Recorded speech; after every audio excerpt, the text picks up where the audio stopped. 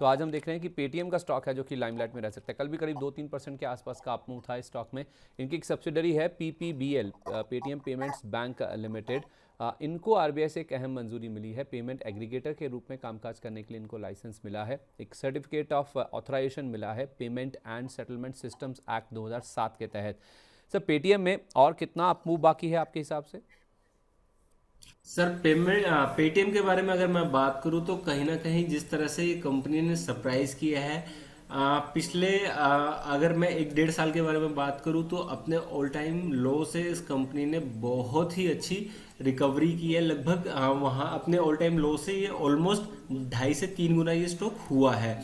आने वाले समय में भी अगर मैं जिस हिसाब से इसका मेरे को टेक्निकल चार्ट नजर आ रहा है, तो यहाँ से भी मेरे को अभी ये जो तेजी है कंटिन्यूसली इस कंपनी के अंदर बनती हुई देखने को मिल रही है। एक इम्पोर्टेंट लेवल जो मेरे को नज़र आता है वो लेवल है आपका नियर फ्यूचर के लिए, वो लेवल रहेगा लगभग 1350 रुपये का। एंड एक मिड टर्म के लिए अगर मैं बात करूँ तो 1750 रुपये मेरे लिए एक इम्पोर्टेंट रेजिस्टेंस लेवल होने वाला है। कंपनी जिस हिसाब से मैं कंपनी का चार्ट कंटिन्यूसली अपसाइड का है, मुझे लगता है 1750 तक का लेवल भी कंपनी आसानी से छू सकती है। लेकिन उस लेवल के बाद कंपनी के लिए खेल इतना इजी नहीं रहेगा, वहां पे कंपनी को एक अच्छा खासा रिजेक्शन डेफिनेटली देखने को मिलेगा। तो 1750 रुपीज़ तक के लिए हम इस स्टॉक के साथ प्ले कर सकते हैं, लेकिन थोड़ा सा लंबा समय का नज़रिया लेके चलेंगे।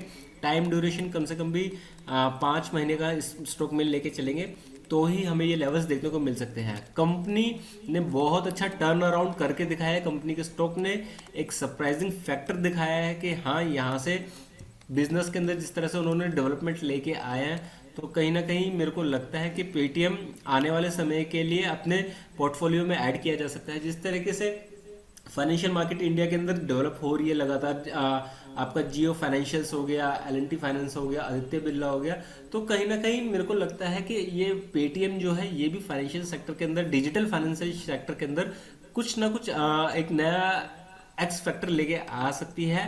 थोड़ा सा अब इस कंपनी के ऊपर मेरे को भी ट्रस्ट आने लग गया है। लेकिन कंपनी को आप कंटिन्यूसली रीड आउट करते रहिए, और टेक्निकल चार्ट के हिसाब से कहीं ना कहीं मुझे ये बुलिश ही नजर आती है। ठीक है, बुलिश ही नज़र आता है ये स्टॉक भी। जहाँ तक लंबे अवधि का बात है, यानी कि आप कम से कम 5 महीने का नज़रिया रखिए, 1750 रुपये तक ये स्टॉक जाता हुआ दिख सकता है। सर, एम&एम और ऑटो प्ले को लेकर भी आपकी राय दीजिए। अब एम&एम ने इनकी एक एसयूवी है BE6, उसका जो फॉर्मूला ई एडिशन है, यानी कि इलेक्ट्रिक वर्जन भी लॉन्च कर दिया है। ये जो फॉर्मूला ई एडिशन है, इसकी जो शुरुआती कीमत है 23,69,000 रुपये तय की गई है कंपनी की ओर से।